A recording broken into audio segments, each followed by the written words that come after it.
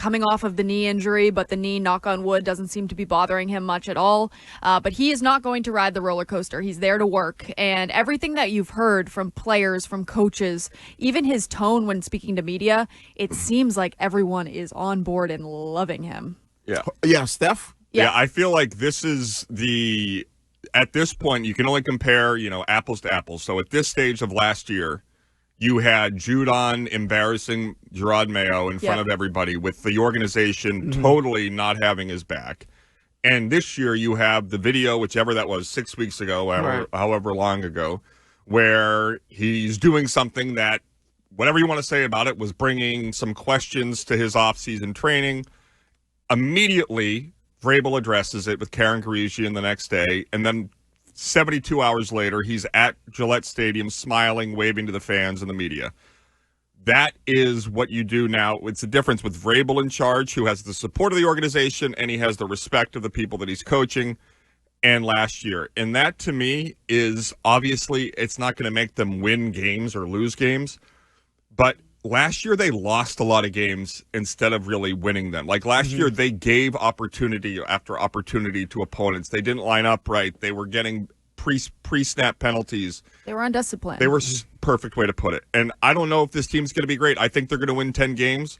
But Stef Diggs is exactly what you need. He's a guy that is incredibly talented, has a hell of a lot to prove, and this is it. He's 32, 31 years old. 32 years old, I believe. So that's young for everybody except an NFL receiver, because if he shows out this year and he plays well and he's a leader, he's going to get one final contract. Get one more shot at it. But I think the biggest thing is, and I didn't even cut you off, Curtis, but I think the biggest thing is this year, because it's interesting that you say, like, you fast forward a year from last year to where we are now. If you go back, the biggest thing for me is that there are no more questions, like big glaring questions. You know who your quarterback is.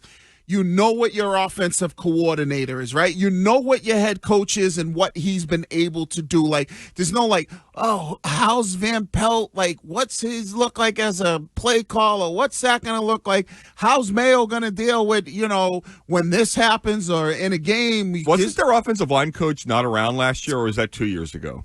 I thought the offensive line coach... He left, right? He left, right? No, that was under Bill. Adrian Clem? Is that who that was? Clem, that was on the Bill. Okay. Yeah, they had... Last year was the O-line Okafor, the player who left. Oh, right. Correct. So you have the left tackle. Your big offseason acquisition left. You know what your... Or, like, you can pencil in what your left tackle is. You brought up Stef Diggs. Like, if Stef Diggs is healthy, you know what your number one receiver should be. I think that's the biggest thing this year is there's no more of these questions floating. Now it's just, okay, can Drake be good enough under McDaniels? Can the defense – the only question mark I would say is – the health of the defensive coordinator. I was just going to say that because he's back. Yep. Mike Vrabel said he's fully back. Okay. And players have said he's been amazing. Like, whether they're in pads, out of pads, like, he wants your 100% all the time. And so I think health-wise, everything that may have gone on, we're not sure. It seems like it's in the past. Okay, so if your questions about your D coordinator, who's going to be calling the game on Sundays, who's going to be the guy out there talking to whoever's wearing the green dot on the defensive side of the football, those questions are answered. And I think that's the biggest thing of this year is, like, a lot of the questions that we had about last year's team, at least we can say, here are the answers. Now let's see how it plays out. And I know Scheim's going to try his best, but there are no more excuses for the quarterback. They have the coordinator who has got the history on his side. We know what he did with Mac Jones, who we all believe to be an inferior quarterback to Drake May. Some good highlights from him out in San Francisco, though. Of who? Of Drake May. You mean Mac Jones? Mac Jones. Mac Jones, sorry. I missed that, but I will definitely. Did you see them? You mean an underthrown ball? No, I saw some good slow-mo, nice highlights. Well, that was actually real speed. That's No, I'm saying. Yeah, I'm just saying. I mean, I don't know. Mitch, Mac Jones. If Kyle Shanahan can't get something out of you, then there's a reason Justin Fields got $20 million a year and Mac Jones got $3.5. I'm gonna find the highlight I saw because and Brock Purdy got paid, so Mac Jones is just there to hold the clipboard. The number that I care about is 22 touchdowns, 11 interceptions. That's what Mac Jones had in his rookie season with this coordinator, with lesser weapons around him. I saw some throws by Drake May over the week, and they looked spectacular. People said that he was Douglas popped with Drake May. Right. Whatever the case is, they have a schedule and a coaching staff with a roster that you should be over 500 with, no matter what anybody says. If Drake May has a bad year, people are going to be saying, "Damn, we might have picked the wrong guy." Right. I don't think you can blame the McDaniels. Hey guys, enjoy the show. I hear Curtis and Wiggy and you talking about the Pats, and I was going to ask Curtis. Last year when they had signed Gerard Mayo, I hang with a lot of diehard Pats fans, and several of them said that was going to be a debacle from the beginning, and they were actually shocked that Kraft and the whole crew would sign up this guy with no experience on a technical promise, whatever, and yet many people said, "Oh, no, give him a chance." Well, we saw how it worked out, and I was just curious whether Curtis would say he may have been on board with the people I know were saying, or was he in the other camp saying, this probably may work out, let's hope for the best. I was just curious what his opinion was of that prediction then. So I think two things can be true.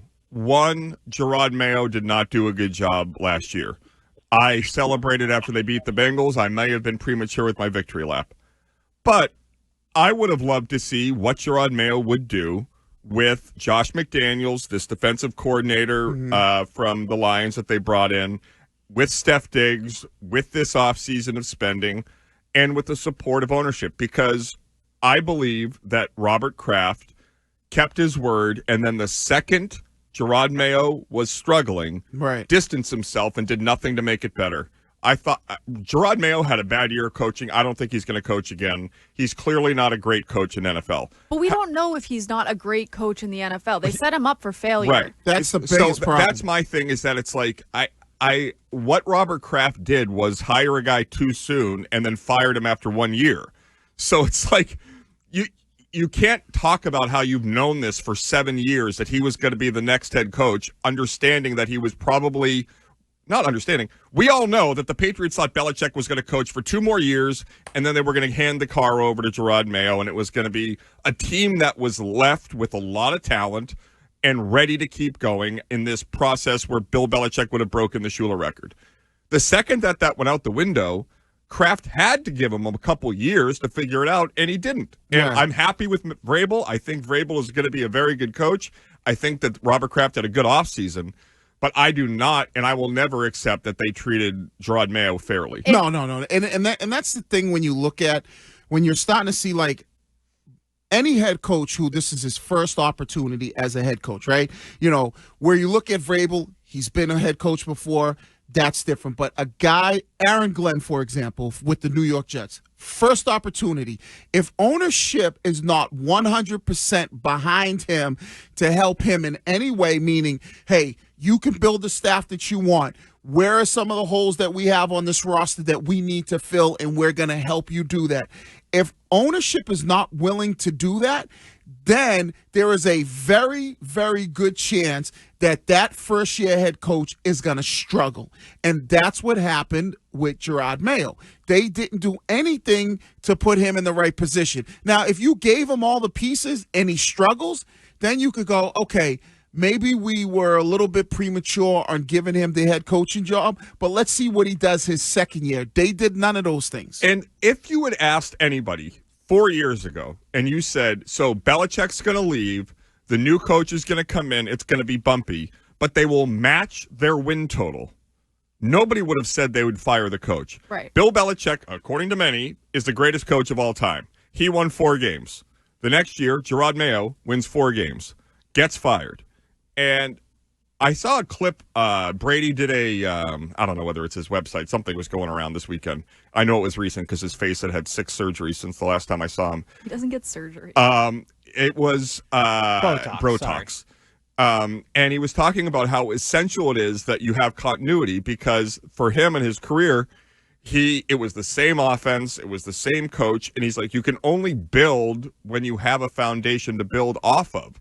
And every year you get a new quarterback, every year you get a new coach, every year you get a new coordinator, you're starting from the ground up. And he's like, that's why the Chiefs have been so successful. They're talented, yes, But while we're installing an offense with a quarterback that's nowhere near, no offense, right now, what Patrick Mahomes is, Mahomes and Andy Reid are doing organic chemistry and figuring out a new play. But the worst part about the Gerard Mayo thing is there were some decisions, and I'm not saying he made great decisions the entire season, but we all believe that he would have liked to see Drake May from jump. Right. And if he saw Drake May from jump, there could have been more wins on that season. So it would have been better than the season prior. But that was the other problem. Right. He didn't have enough power. Correct. Or at least it seemed like he didn't have enough power to say, okay, I want Drake May to be our guy from day one. Mike Vrabel came in here and said, Drake May's our guy from day one. But not only that, the guy that butchered the draft outside of Drake May, look at last year's draft with Elliott Wolf. Yeah. It's an abomination. That guy kept his job, and Gerard Mayo got fired. Right. The guy that said you can't play Drake, we all believe it was Elliott Wolf, right? That said you couldn't play Drake? Yeah. Shot a woof.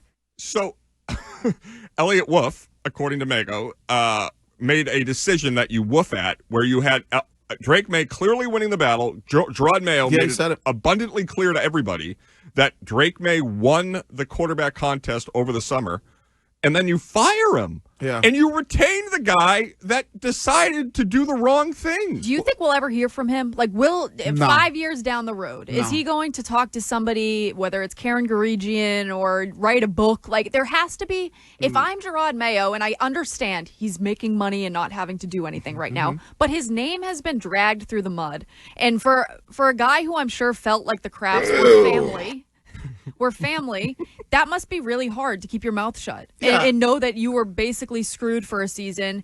And to hear players now say, like, oh, we've got a real coach. Nothing against Mike Vrabel. Like, yeah, they've got a real coach now. But was he given the opportunity to be a real coach for those guys last year? I appreciate, Thunder and the organization. Maybe if there's ever a chance where he wants to get back in, whether it's college and he goes somewhere and they're asked, hey, what happened in New England?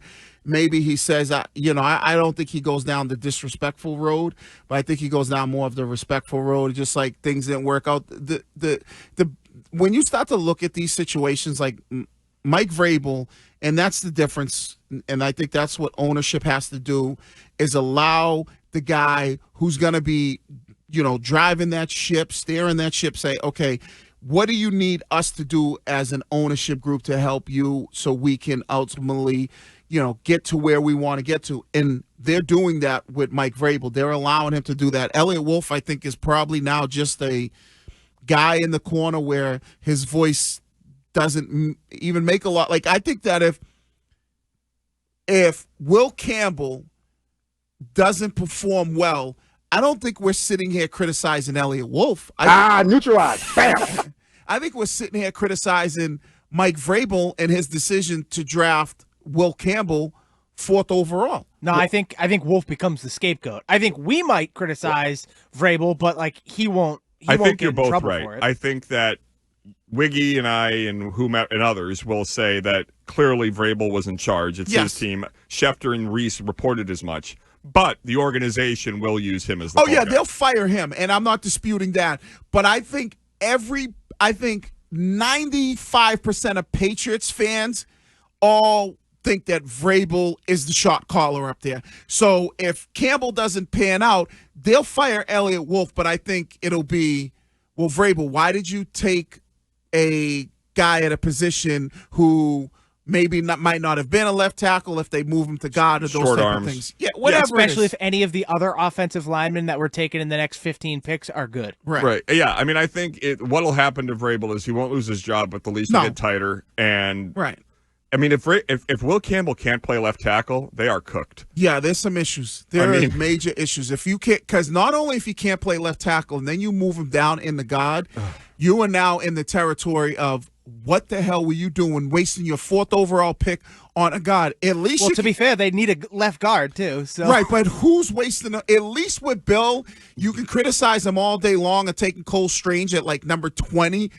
All right, I'll give you if you want to take a guard there, but the 4th overall pick you wasted on a guard. If that's something that ultimately happens, knock on wood. But didn't they trade out of the Trent McDuffie pick to take Cole Strange? They did, 23rd. That was one of the dumber picks. They could have traded for Tyreek Hill with the same ammunition they used to get Cole Strange. So, and I'm not saying that that's going to happen, but if That's a bridge we have to cross. Do you know what Greg Hill will say when and if Will Campbell's a bust? Mm-hmm. It's all Gerard Mayo's fault.